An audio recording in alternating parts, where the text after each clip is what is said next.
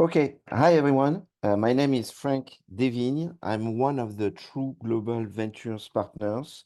I'm glad to moderate this fourth TGV podcast, where we are going to talk about Chromia, the first relational blockchain, launching its mainnet soon.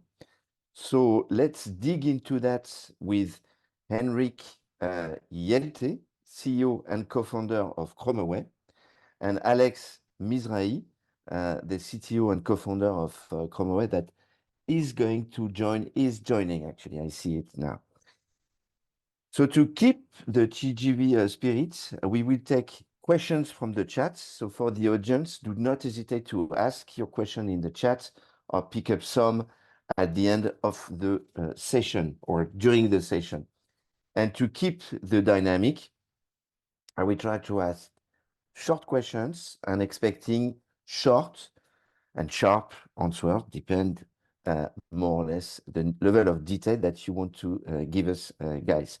So I receive a lot of questions actually from the audience when inviting them. And so I start with some of it, and then we will see where it goes. So maybe first question, I'll ask you, Henrik, to introduce yourself. Yeah, so I'm Henrik, and I'm the Swedish co-founder of this batch of Ukrainian, Israeli, Swedish co-founders, 3 people. I've been a software developer for 40 years or something like that, but actually educated more in economics, social sciences, and philosophy.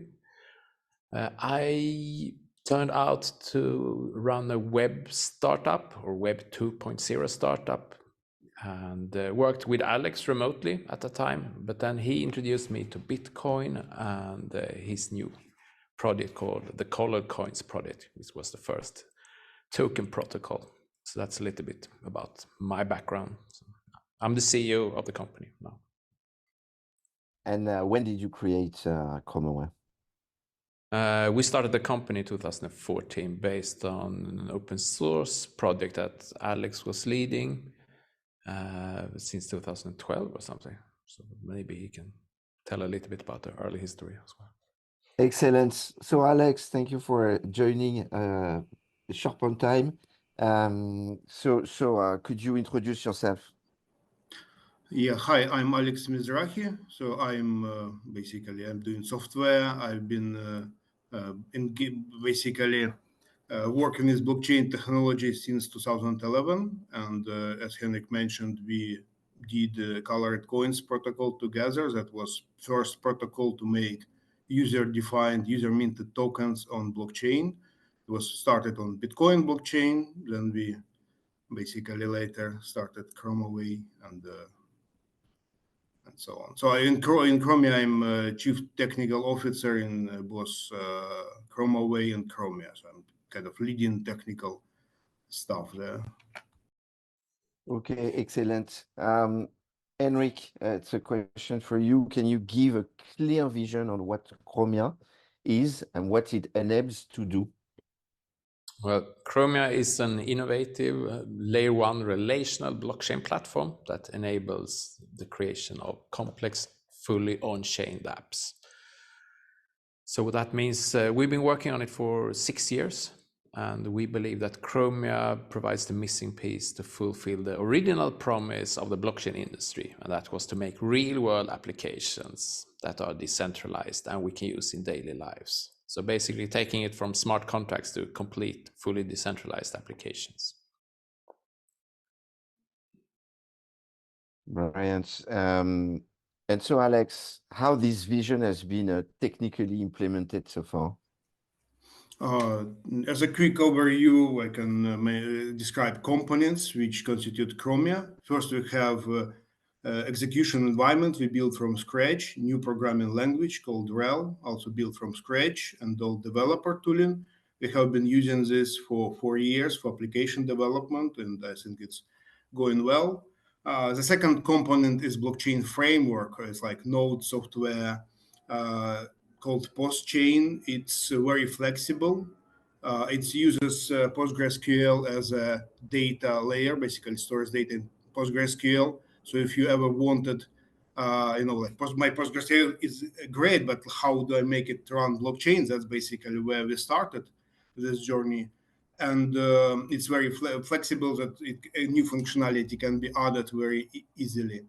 And the third component is a network which can grow horizontally, which dynamically can add more clusters to run more applications.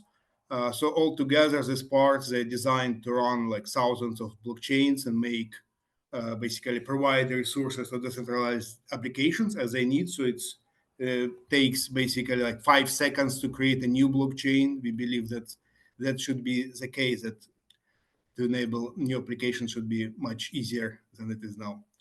So that's it, I guess, as an overview. Okay, excellent. So I receive a lot of questions about the relational blockchain point. So Henrik, the question is for you. What is exactly a relational blockchain and what it does? It is a combination between a relational database and the blockchain security. So it has all the benefits of both. So then the question might be, for not everyone is a software developer, what is a relational database? That's normally, they can also be called SQL databases. It's based on mathematics from the 70s to find the optimal way to, or one optimal way to store information and be able to retrieve it in a good way. And it was implemented first successfully, I would say, by Oracle, and that turned out to be a large company.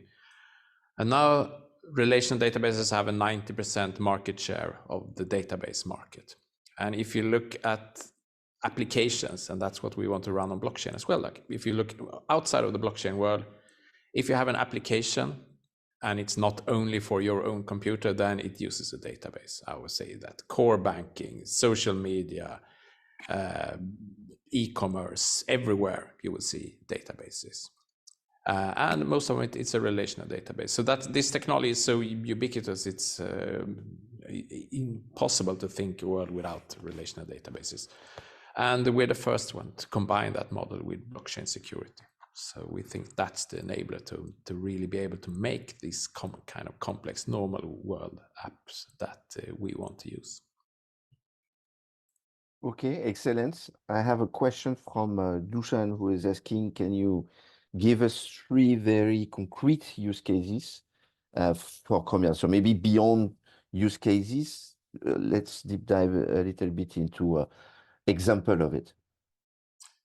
Really 3 very concrete. I would say that we have this game, My Neighbor Alice, that is all on blockchain. So that's the backend for the whole game. So if you play fishing in that game, it will be on the blockchain. So it's completely decentralized. So that is one use case for solid gaming applications. We have a share registry with a company. That's a very useful, concrete enterprise kind of solution for a company called Quanta. What more should we pick? Concrete use case. Do you have anyone, Alex? A more concrete use case? No. Well, I'm not sure how concrete it is, but I think what our focus now is like digital objects, which is like NFT, but next level. What NFT was, what people think NFTs are, and what they are supposed to be, and that's that's where we put in, like making NFTs actually good for everyone. So I think that's not sure how concrete, but that's our focus right now. I received a question from Corrado asking what is the difference with Definity?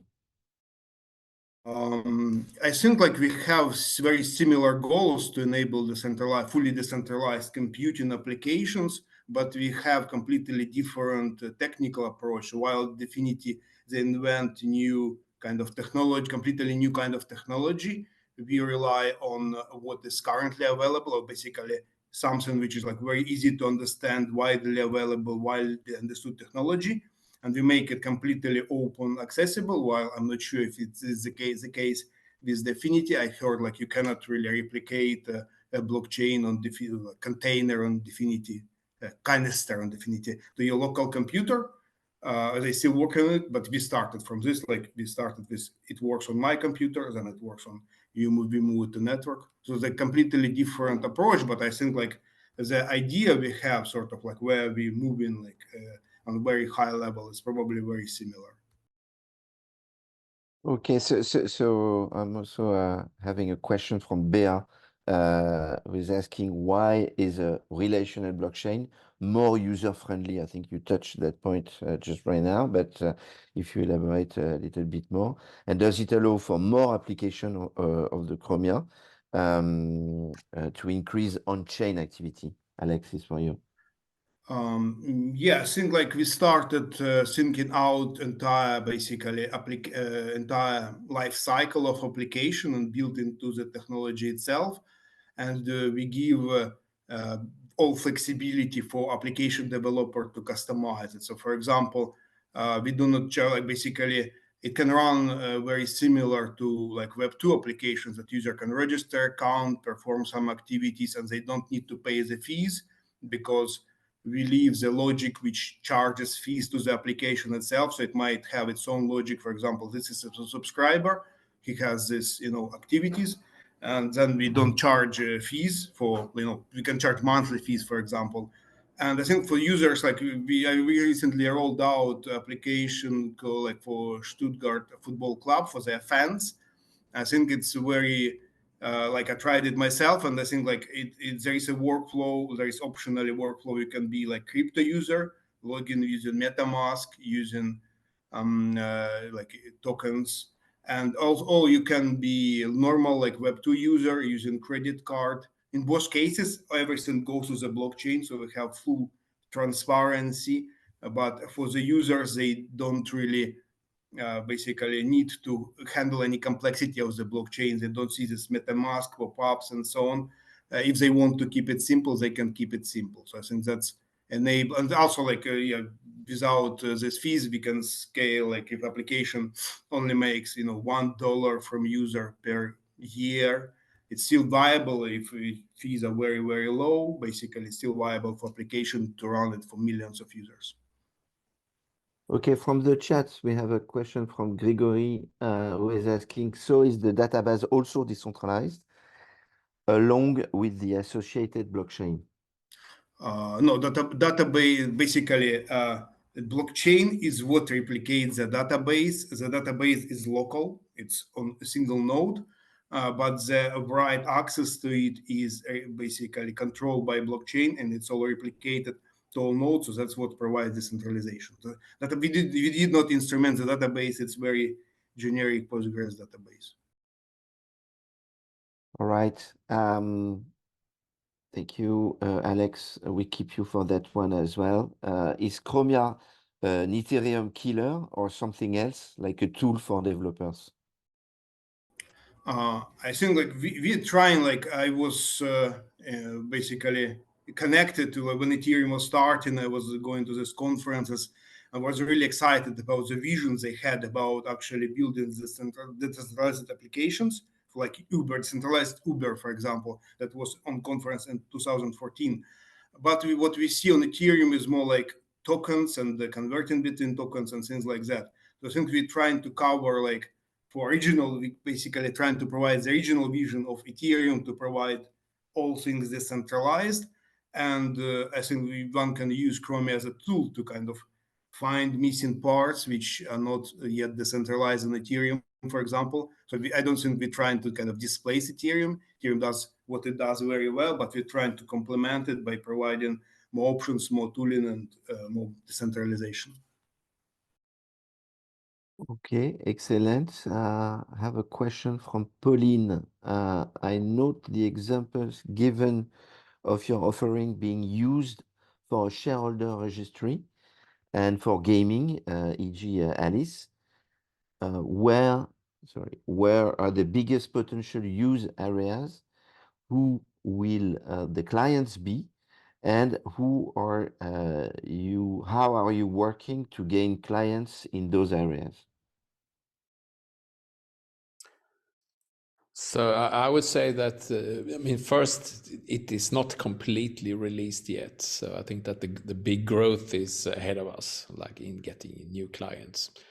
When it comes to applications, I would say basically continuing what Alex says, like the more complex applications that do more than just token transfers, I think are very suitable for the Chromia tech stack. But it's just like a relational database. It's extremely broad. Like it can be used for core banking, for e-commerce, for social media, running WordPress or whatever.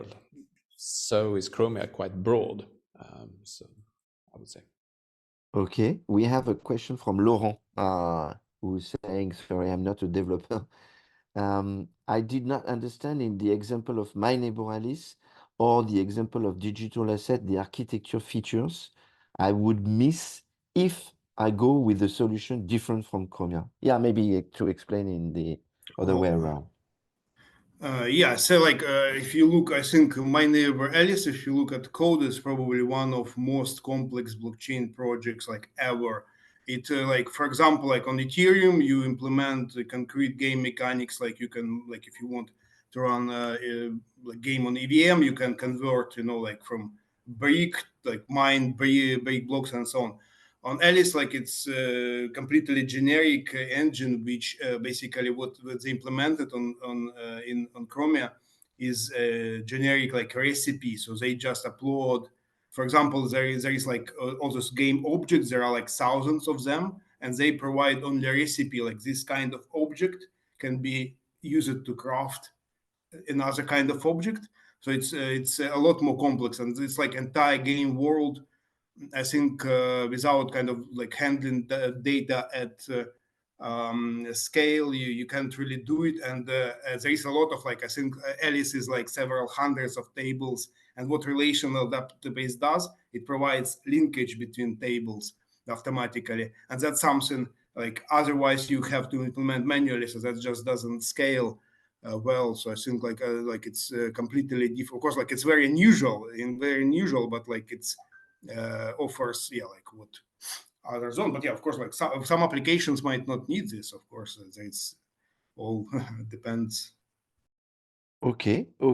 Questions from Magdalena for Henrik. How do you monetize it, and what type of client do you have to date, if any? Basically, there is a difference in how you pay fees for these applications. In our model,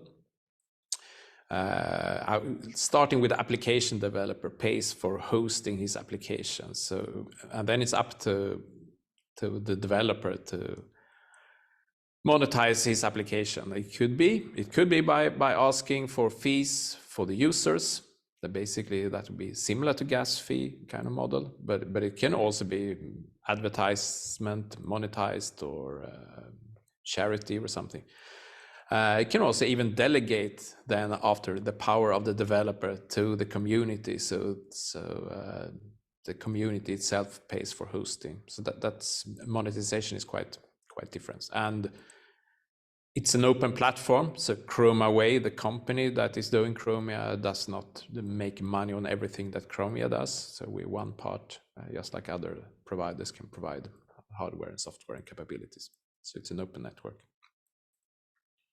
Okay, excellent. Can you explain to non-tech people what is Mainnet and why it is so important as a kind of milestone for Chromia, and what Mainnet does compared to AppNet? Okay, so what we have now basically is I told about components with execution environment, network.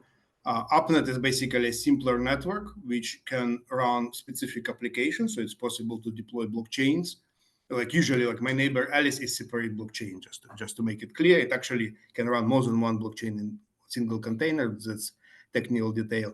But currently, this management is done manually. So, like My Neighbor Alice needs to make requests, and then it's like onboarded as an AppNet basically application. So we can run applications. But Mainnet would be completely automatic, decentralized cryptocurrency kind of oriented system, which will automatically charge, allocate resources, and so on.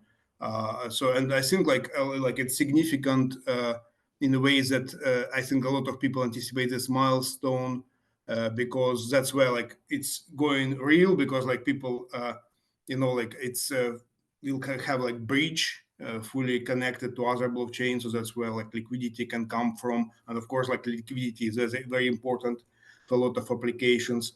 So it will be automatic, decentralized. So that's I think even technical applications can run on UpNet. I think a lot of them are waiting for Mainnet to be because they want to be like crypto native.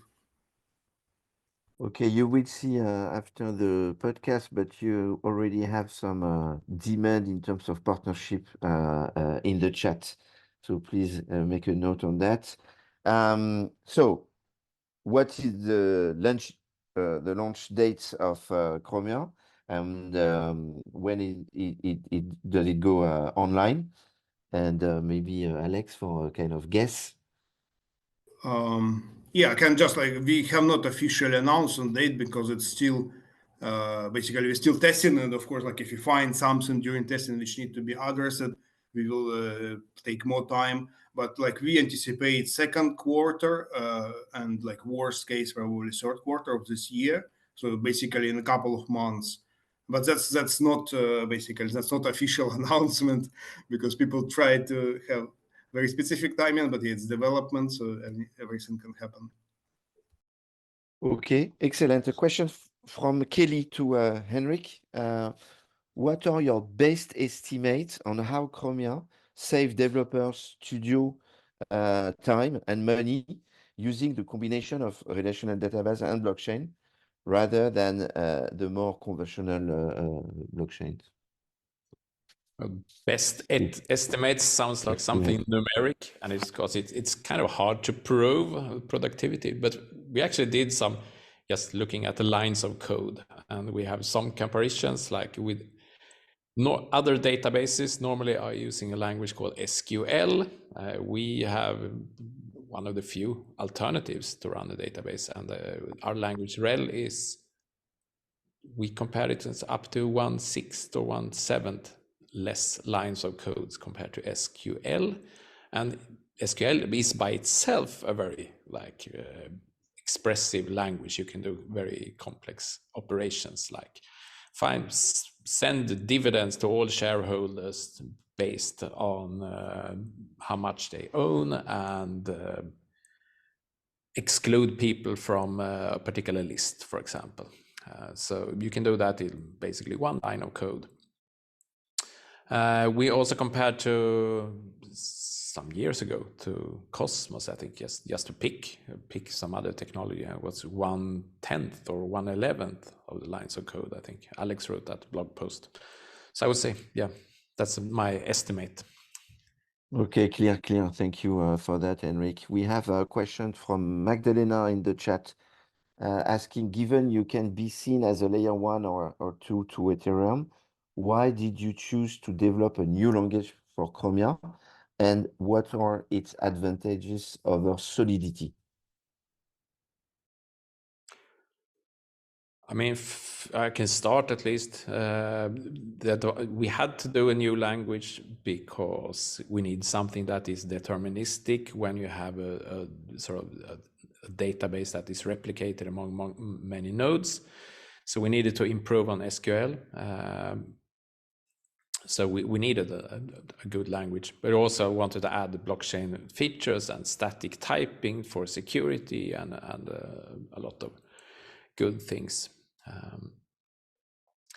And the advantages, I would say that that you have a complete database below. The example, I can pay out dividends or one line of code to move all the troops in this game, or find the 10 best players for yesterday. Stuff like that can be done super fast and easy. Okay, very clear. You want to complete, Alex? Yeah, go ahead. Just to add quickly, like Solidity is not like general purpose language. It's designed for very specific use. And like if you try some more common, like, you cannot really run a loop involving a lot of elements. And like if you want to pay out dividends to a lot of people. It's just impossible to do it like in general way. Like people have to create workarounds. Solidity developers do not notice it because they're used to it. Yeah, that's how what everyone does. But it's simply impossible. Like a lot of things on Solidity is just impossible. And yeah, on, Rel is of course like more closer to general purpose, and like it has like orders of magnitude more flexibility when it comes to data modeling and so on. Okay, excellent. We have a question from Udo in the chat saying, asking what is the impact of AI on the business model and the development speed? Again, I think basically I like AI a lot, and basically it increases development speed for real. And I think we have some ideas to integrate AI into Chromia. Of course, that's gonna be past mainnet, so we're not like trying to launch something, but we have, I think, like we have a lot of like great ideas how we combine together and both increase development speed. So for example, many kinds of applications can be developed automatically, and as well AI can be integrated into applications, and yeah, I think like in Chrome you have a lot more, like I said, it's like extensible framework, so you have a lot more possibilities to extend it in like in deep way into application, which is not like just like a website which runs together with your app. So yes, that's like a lot, but yeah, of course, I cannot go into detail, but like we closely monitor. I have been monitoring it for the last 4 years. AI research, I think like we have some great things in future. Okay, excellent. Many questions in the chat. So let's jump on that. A question from Wen Kim. Any plans to implement a ZK technology in the future? Yes, definitely that's something we're looking into. Again, like post mainnet, it's like a lot on demand, so like we should do it. Okay, question from Gonzag. What is the objective with My Neighbor Alice, Henrik? My neighbor Alice wants to be the first community-driven, fully decentralized game.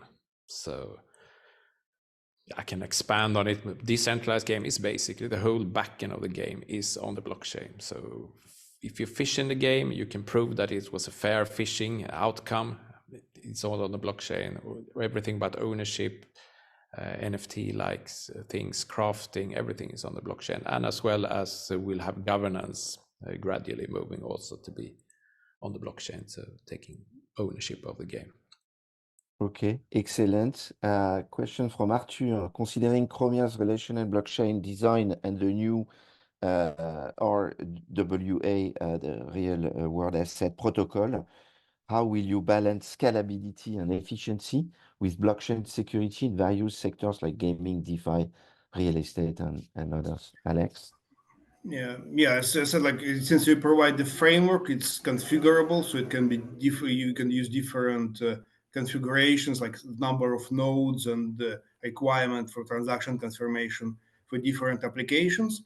Of course, we start with something opinionated, which makes sense to us, but like we will listen to what application developers want, and we'll try to provide things according to their needs. So there, of course, like different models and different strategies, and I think like we basically we want to give what people want rather than just like prescribe a single solution for every application.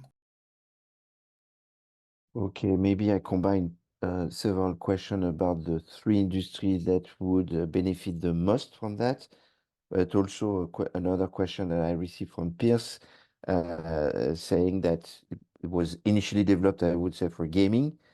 What is the USP for other sectors to use this blockchain, Alex? Yeah, I think like USP, it's if you want something to do with like complex data modeling, or like you have complex data, you want like deterministic, you don't want some indeterminacy and so on, and you want to manage it at scale. That's basically the Chromia might be a good fit, and that's kind of a USP, because I think like most other platforms do not provide this. And then there are like, of course, more minor detail. But yeah, like it can be anything. I think like for the gaming, we think like that's where like we can provide very concrete example of like data, a lot of data managed very like quite complex, like hundreds of tables, and then people will see, okay, I see that you can manage data, yes, and then take it to the application. We don't like that should be up to developers, like in the social media, whatever they like to implement. Can be just, it can complement existing applications. Maybe you're already running something on Ethereum, doesn't quite work. Maybe like, you can move your NFT to collection data to like, keep tokens on Ethereum, move the data to Chromia and extend it. That's also can be the case. So basically anything anything to do with data. It's very generic, but yeah, that's where it is basically. Okay, excellent. Look, we are receiving more and more questions. Let's extend a little bit the timing for the podcast.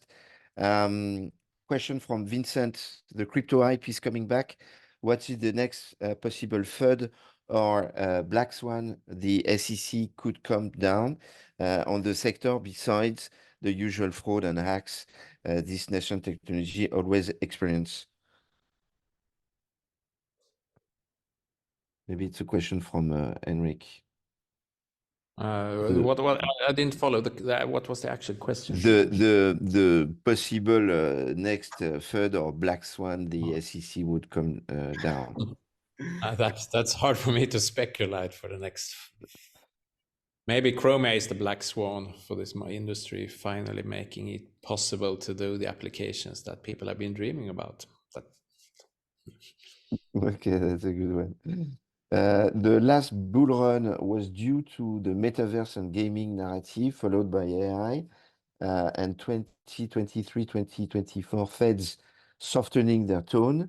What would the next trend narrative be for the digital asset industry?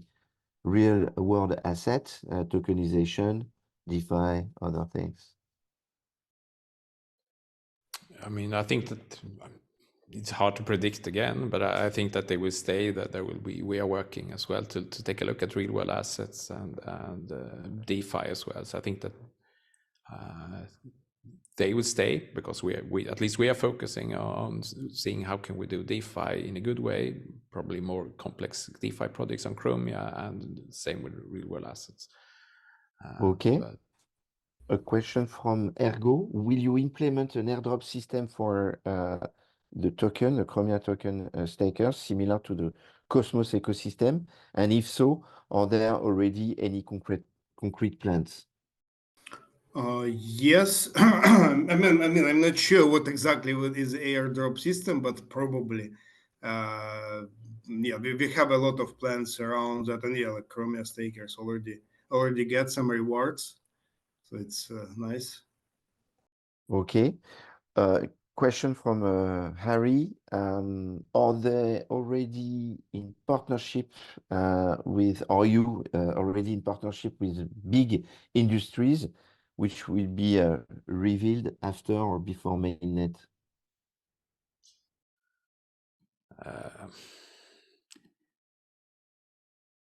Yes, I mean, partnerships. We are working with different clients. Chromaway, the company doing solutions for Chromia, and some will be announced later. Yes. So in that way, it is true. Some are official, that we are working with the European Union to look at the future technologies to solve the scalability issues of the European Union. So, but I can't promise that we would be on Mainnet any solutions in that. Okay, short question on Mainnet Alice would be on mobile device in the future. Yeah, but it's takes a lot of time. I mean, like it's people are focused on just providing good experience on the Windows, and then once it's good, port to mobile. So that's in the plan, but like maybe if you in the future. But by the way, like I think I piggyback a little bit on the my neighbor Alice. There is we also plan to make, as I mentioned, it's like very general purpose engine. So we plan in the future to make it available to other games on Chromia. So also like basically it's like super advanced crafting engine. Like a whole game is about crafting, and the whole engine might be available as open source to other games on Chromia, so that might basically also save studios time, because like if your game can be about crafting spaceships, cars, whatever it is, can use the same engine. That's the power of it. And yes, they have like secret, like basically there is another secret goal of my neighbor Ellie. Because they want to have manage a lot of like this digital objects. They're looking to provide like compatibility standards for the industry, like connect different metaverses and have established standards for scarcity of these assets, so people have more predictable basically investment in digital objects can be more predictable. So there's of course like I think like team was very passionate about not just doing one game, but like giving it as an example to everyone else, to how can you kind of like utilize digital objects in much better way than it's possible now. Okay, maybe last question before we close it down. How easy or hard will it be for developers to start or convert to development on Chromia? What developer ecosystem support there be? Well, it's a kind of depends, because like straight port from Ethereum is a bit hard, in the sense that it's a bit different. A lot like for example, bridges. People need to think in terms of bridges, for example. So some DeFi, for example, applications, it may be a bit hard to port to Chromia. On the other hand, we have seen people who kind of learn the programming language in like literally like couple of days. They become productive because it's very similar to other languages like Kotlin, SQL. So can people, it's like senior software developers can grasp the language in a matter of days, become productive. So I think that fundamentally it's not very hard to port, because like language is simple, nice, and has a lot of like tooling support and so on. On the other hand, it's kind of different. So of course people need to take that into account.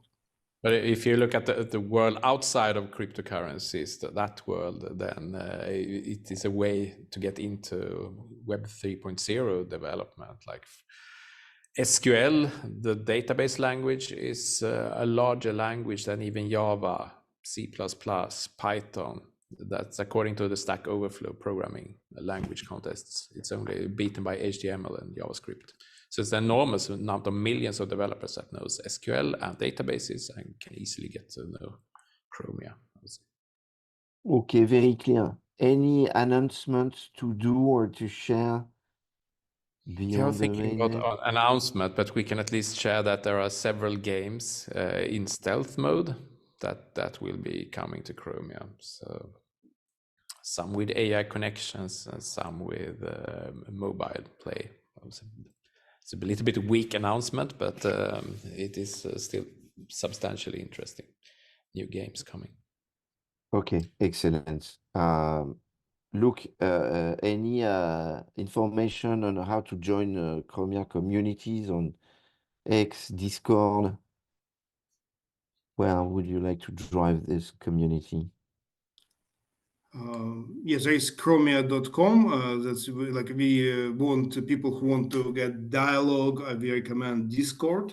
And if you just want to get announcement, probably Twitter would be sufficient, because we post a lot of announcements on Twitter. But like we open, like there is a community where you can communicate with developers and discuss like if Chromia is right for you. That's what Discord is for. And yeah, I think like the best way to give Discord link is through the website Chromia.com, and that's where you can get to Discord.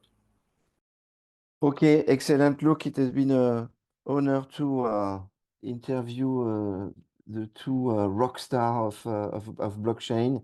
Thank you very much, Henrik. Thank you very much, Alex. I think the podcast is very insightful. At least we tentatively try to answer to all the questions we receive in advance. For everyone, you can also listen to the three other podcast we've done before on Spotify. You just go to find the True Global Ventures account on Spotify, and you can listen to the others. We're talking there about mining, about trading, about gemstone ETF, a lot of very nice topic. For the one that have been in that one with Chromia, you will be able to listen to it tomorrow. Again, thank you very much, Henrik, Alex, for your answers to all of it. Thank you. Thank you for having us. Thank you, Bye-bye. everyone. See you soon. Bye-bye.